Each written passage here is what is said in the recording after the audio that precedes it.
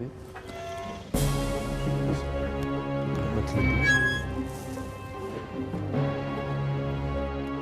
Voilà Axel, explique-nous un peu où nous nous trouvons ici.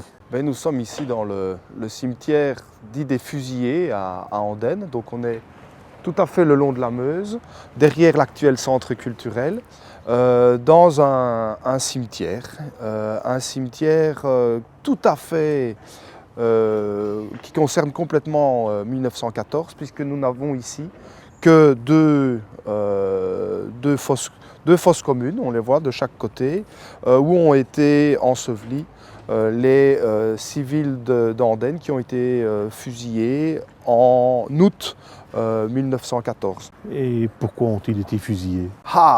Ils ont été fusillés parce que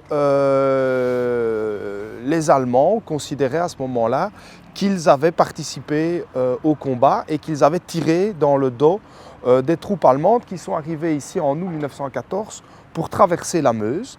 Il y avait une grande bataille qui se préparait du côté de Namur.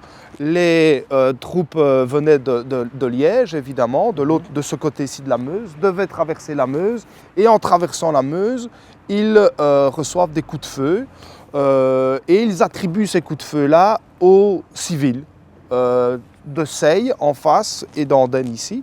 Ils font sortir tous les hommes, les regroupent ici le long de la Meuse, sur ce qu'on appelle à ce moment-là le quai Pastor, le long d'un mur, et les fusillent. Et de cette manière-là, il y a plus de 200 personnes à Andenne qui sont fusillées, avec le nom, c'est comme ça qu'on les appelle à l'époque, de francs-tireurs. Ils auraient tiré alors qu'ils sont des civils. Et on suppose qu'il y a toujours des descendants quand on voit que certains endroits... Exactement, hein, il y a des descendants encore de ces familles-là, même si ça fait longtemps maintenant, ça fait une centaine d'années. Mais enfin, on le voit bien, ce sont des noms de la région, hein, d'Avin, Hénin, d'Ausogne, ce sont vraiment des noms Laffus, chez nous. C'est des noms wallons de chez nous, de gens de toutes les classes de la société. On a élevé un certain nombre d'œuvres commémoratives qui gardent encore la haine des populations. Hein, quand tu lis lâchement assassiné par les hordes teutones, donc on sent bien là-dedans toute la colère qu'il y a dans cette inscription, même si l'image que l'on voit ou l'ange qui est sculpté là est très pacifiste, hein, mais c'est un peu une contradiction, hein, quand on voit Pax au-dessus, et puis cette inscription extrêmement dure vis-à-vis des Allemands. Hein. C'est ça. Une autre question aussi. Dans ce cimetière, on ne voit que des croix catholiques. Oui, effectivement. Il n'y avait que des catholiques à ce moment-là, Andenne? Mais effectivement, donc aussi bien là sur le monument que dans les différentes croix, on fait référence à la foi catholique. Le culte catholique va être un peu utilisé, c'est celui qu'on connaît à l'époque, pour faire naître une espèce de culte civil.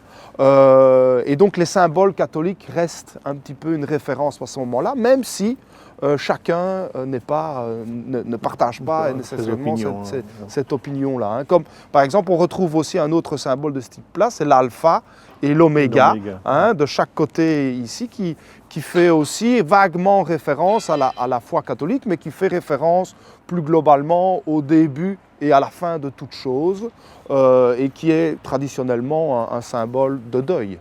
Donc c'est un lieu qui sera certainement encore bien visité cette année-ci, en espérant encore l'un ou l'autre aménagement pour le rendre plus visible, mais enfin c'est déjà bien. On a une belle clôture années 20 qui est toujours en place, donc c'est un lieu qui n'a pas beaucoup évolué depuis sa mise en place dans les années 20.